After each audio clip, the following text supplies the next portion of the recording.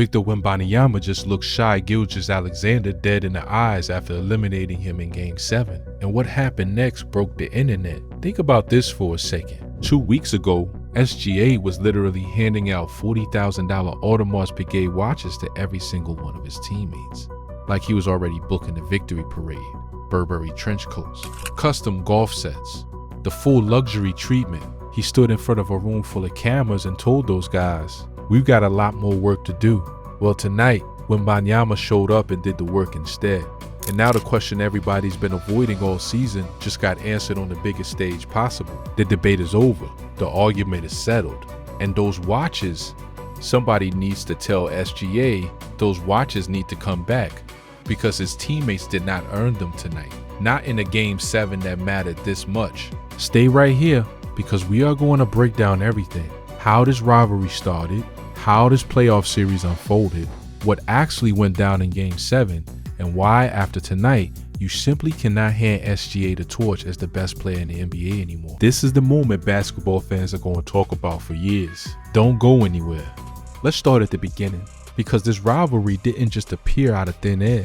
You don't end up in a Game 7 of the Western Conference Finals without a long road that built toward this exact moment. And the road between Wembanyama and Gilgeous-Alexander goes back further than most people want to admit. When Victor Wembanyama entered the league in 2023, the conversation around him was unlike anything the NBA has seen in decades. 7'4", elite shot blocking, long-range shooting, playmaking at a level that didn't make any sense for someone his size. People were using words like generational before he played a single NBA minute. And honestly, the hype wasn't wrong. It just needed time to catch up to reality. Meanwhile, SGA was already in the middle of a total takeover. He turned Oklahoma City from a rebuilding team into a legitimate powerhouse almost entirely on the strength of his own brilliance. Back-to-back MVP winner, one of the smoothest scorers the league has ever produced. A guy who could draw fouls in a phone booth, get to the line 30 times a game, and still shoot over 50% from the field.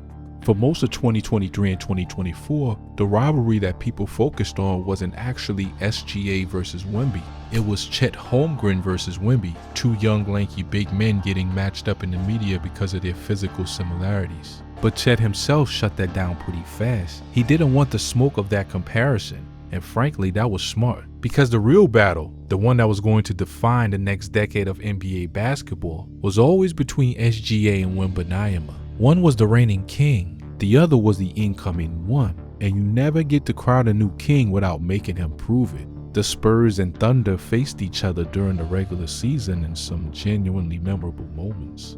Back in March 2024, Wembanyama went for 28 points, 13 rebounds, 7 assists, and 5 blocks in a win over Oklahoma City. SGA countered with 31 points in that same game, but it wasn't enough. That game gave people a glimpse of what a real heavyweight matchup between these two franchises could look like. Fast forward to this season, and the basketball world was circling its potential postseason collision from the moment the brackets were announced. Both teams had the two best records in the Western Conference. The Spurs had turned into something genuinely terrifying, and SGA just won his second consecutive MVP award, becoming only the 14th player in NBA history to pull off back-to-back MVP wins, joining names like Bill Russell, Larry Bird, Magic Johnson, LeBron James, and Nikola Jokic. That is a short elite list, and SGA planted his name right on it. But here's the thing about winning back-to-back MVPs and then buying your guys $40,000 watches before the conference finals even start. You better back it up, because the narrative writes itself if you don't. And tonight, the narrative wrote itself. Now let's talk about this playoff run, because context is everything when you're trying to understand why Game 7 hit the way it did. Coming into the postseason, both Wembanyama and SGA had already been putting on shows. Wembanyama entered Game 7 of this series averaging 28.5 points, 11.5 rebounds, and 2.8 blocks per game throughout the Western Conference Finals. Let that marinate. 28.5 points, 11.5 rebounds, nearly 3 blocks in a 7-game series against the defending champions. That's not just good, that's historically good. The stat people kept pointing to is that Wemby had totaled 372 points, 176 rebounds, and 59 blocks in just 16 career playoff games going into Game 7. Only 2 players in NBA history had ever hit 350 points, 150 rebounds, and 50 blocks in their first 16 career playoff games. David Robinson and Hakeem Olajuwon. Those are not comparable names you throw around lightly. Those are Hall of Famers, legends. And Wemby was sitting right there in that same conversation. SGA was no slouch either. He was putting up 24.8 points, 7.2 assists, and 2.7 rebounds per game through the series. And when he was locked in, he looked like the 2-time MVP everyone knew him to be. Game 5 was a perfect example. SGA dropped 32 points, went 16 for 1-7 from the free throw line, and the Thunder controlled the game. The Spurs looked vulnerable. Wemby looked mortal. Oklahoma City went up 3-2, and suddenly it felt like the defending champions were about to close this thing out at home and send SGA to the finals for a second straight championship run. But then Game 6 happened, and this is where the series turned. San Antonio came into Game 6 facing elimination, down 2-3, playing in front of their home crowd, knowing that one loss and their season was over. Wembanyama had been passive in Game 5, struggling inside against OKC's physical defense, going just 4 for 15 from the field. The discourse was already shifting. People were asking if the Spurs could get their franchise player going in a must-win game. And what did Wembanyama do? He ignored the blueprint entirely. Instead of trying to overpower OKC in the paint, he stepped back and started launching threes. 3 of his first 4 shots were deep balls. By the time he made his first bucket at the rim, a spinning lefty layup over Chet Holmgren in semi-transition, he already had 11 points. At halftime, he had 22 points, 6 rebounds, 4 made threes, 2 steals, and 2 blocks. SGA, on the other hand, was sitting at 10 points on 4 of 11 shooting and was -14 in the plus-minus column already by halftime. Then the third quarter happened and it was over. The Spurs went on a 20-0 run. 20-0. The Thunder didn't score for 7 minutes and 27 seconds of game clock. The Spurs were outscoring Oklahoma City 32-13 in the quarter alone. And the wildest part, 11 of those 20 unanswered points came while Wembanyama was resting on the bench. That's how good this Spurs team was. That's how much depth San Antonio had built around their alien. When the final buzzer sounded, it was 118-91. SGA finished with 15 points on 6 for 18 shooting, -28 in 28 minutes, a season low in scoring in an elimination game. Wembanyama became the first player in Spurs franchise history to post 25+ points and 10+ rebounds with multiple steals and multiple blocks in an elimination game. The first in franchise history, meaning in a franchise that produced David Robinson, Tim Duncan, Tony Parker, Manu Ginobili, and Kawhi Leonard. None of them had ever done that in those circumstances. Wemby did it in his 3rd season.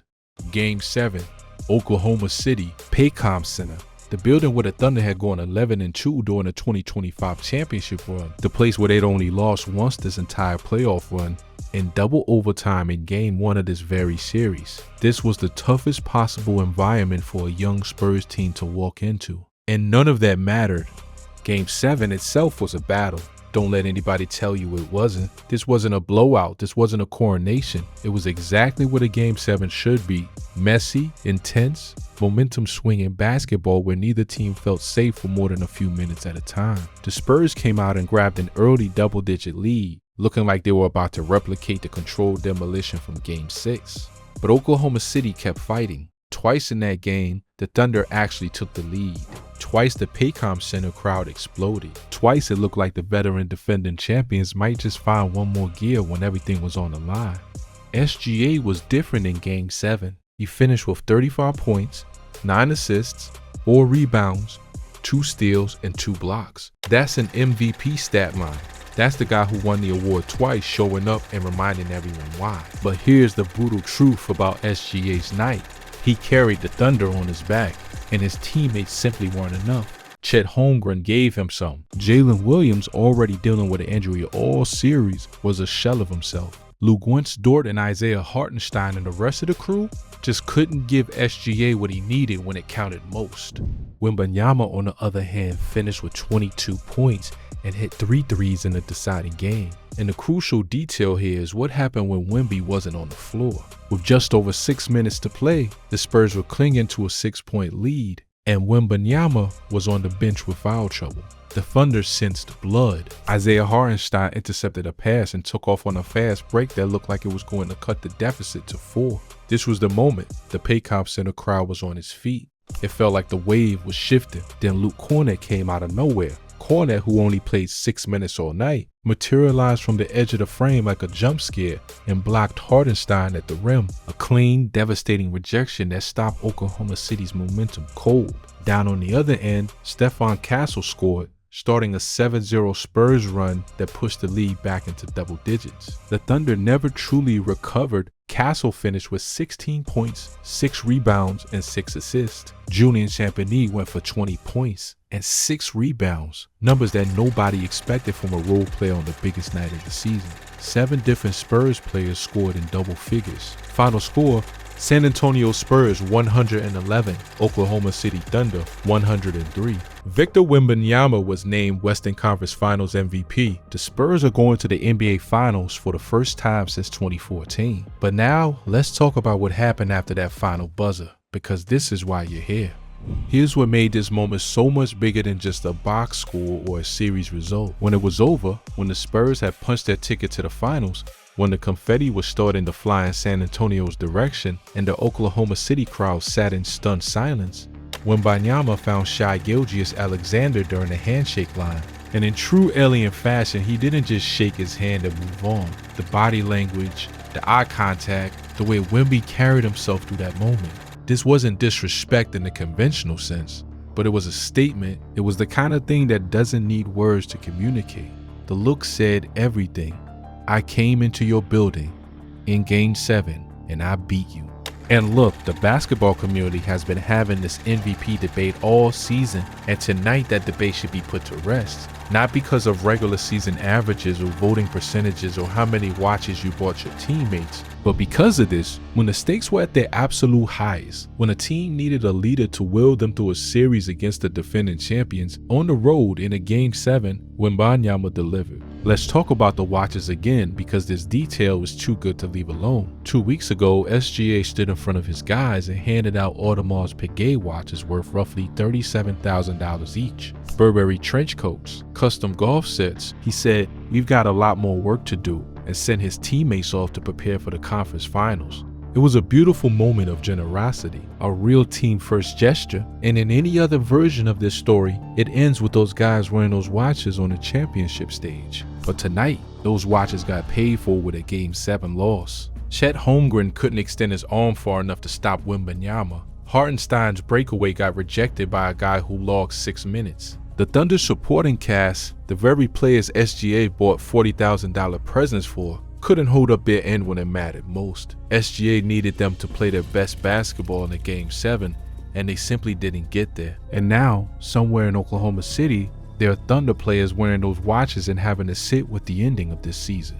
That's not shade at SGA for being generous. That's just the reality of what the watches now represent. They were supposed to be the beginning of a championship run. Instead, they became a painful reminder that a series is decided over 7 games, not by regular season MVPs or lavish gift baskets. Wembanyama didn't buy anybody anything. He just showed up and won. Sometimes that's the only currency that matters.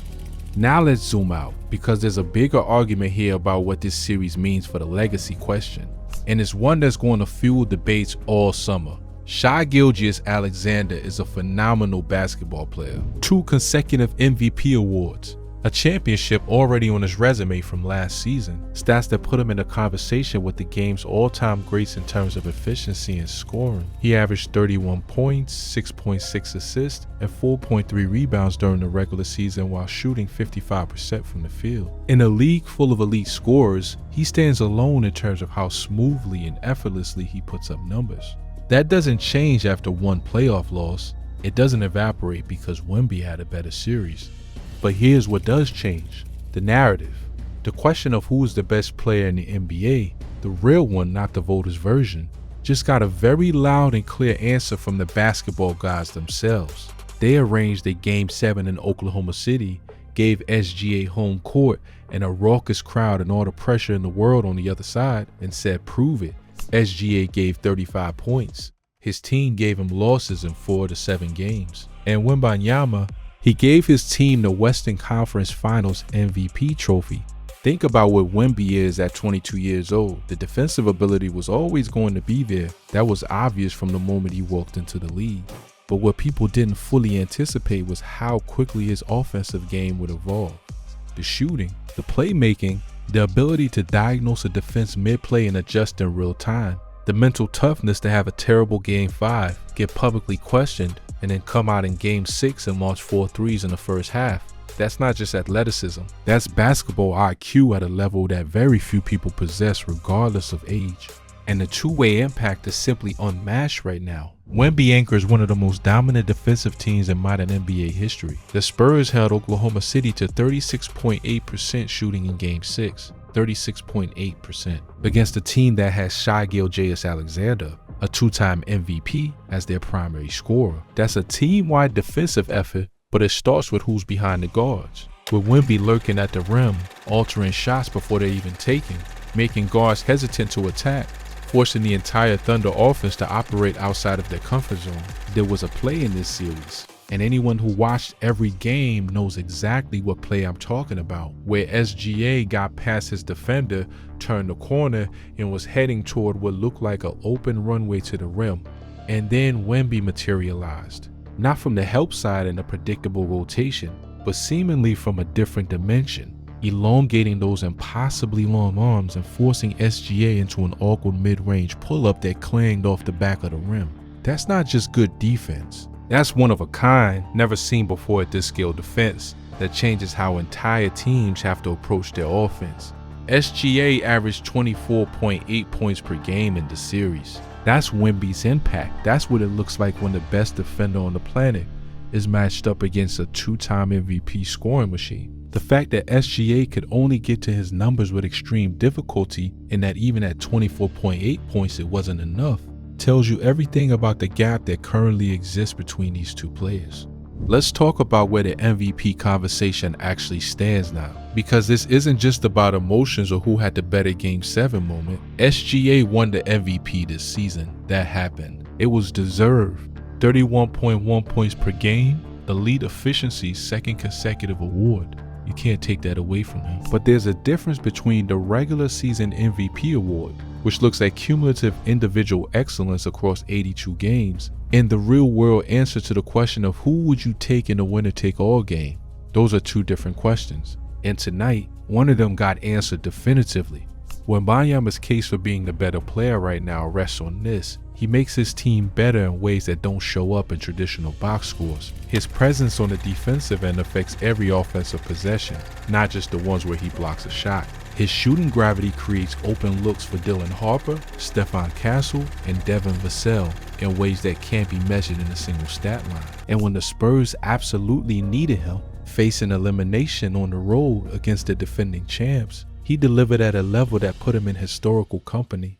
No player in Spurs history had ever done what he did in an elimination game in Game 6. In the 60-plus year history of that franchise, through the Admiral, through the Big Fundamental, through a dynasty that produced 5 championships, no one had ever matched Wemby's performance in that spot. He wrote himself into franchise history before he turned 23, and then he came back in Game 7 and closed the deal. The argument isn't that SGA is a bad player or even a declining one. The argument is simply this: when the moment was biggest, when Wembanyama was better, he was better in Game 6 by a mile. He was better in Game 7 by enough. He won the series, he won the conference finals MVP, he's going to the NBA finals, and he did all of that in Oklahoma City in the house that SGA built against a team that had every structural advantage: home court, playoff experience, a 2-time MVP. Wemby walked into that building and took what he came for. And the look he gave SGA at the end of it all, that wasn't disrespect, that was a message. Clear, direct, and completely earned. So what does the future of this rivalry look like? Because this isn't ending here. SGA is 27 years old. He has already won an MVP, a championship, and a second MVP. His career trajectory is not under threat from one conference finals loss. He's going to come back next season with a fully healthy Jalen Williams, with a Thunder team that is still built to compete for a decade, and with the motivation of a guy who got his season ended by a 22-year-old alien in his own building. That is a dangerous combination. But here's the thing, Wemby is 22. He is getting better, not slowly, not incrementally, but at a pace that should terrify every other franchise in the league. He just went through his first career Game 7. He handled it, he delivered. He didn't shrink under the lights. He grew into them, and now he's going to the NBA Finals against the New York Knicks, where he'll have a chance to cement himself as not just the best player in the Western Conference, but potentially the best player in the world. The Knicks are a battle-tested team. They've been building toward this moment under Jalen Brunson's leadership, and they are not going to roll over for anyone. But San Antonio just knocked out the defending champion Oklahoma City Thunder in a 7-game war. The Spurs have Wembanyama, they have Castle, they have Harper, they have Fox, they have depth and defense, and the momentum of one of the best upsets of the decade. This finals is not decided, not even close, but whoever comes out of it, Wemby or Brunson, one thing that will not change is what happened tonight in Oklahoma City. What happened tonight in that building goes in the history books. Game 7, Western Conference Finals. A 22-year-old named Victor Wembanyama walked into the loudest building in the NBA, playing against a team that included the back-to-back MVP who bought his teammates $40,000 watches 2 weeks earlier and won. Won the game, won the series, won the conference finals MVP, and then found that same back-to-back MVP in the handshake line and made it clear that the new era had officially arrived. Shy, the watches were a beautiful gesture, but maybe next year hold off on handing them out until after the Western Conference Finals. Because tonight, when Wembanyama made it real clear in this building on this stage that your guys didn't earn them.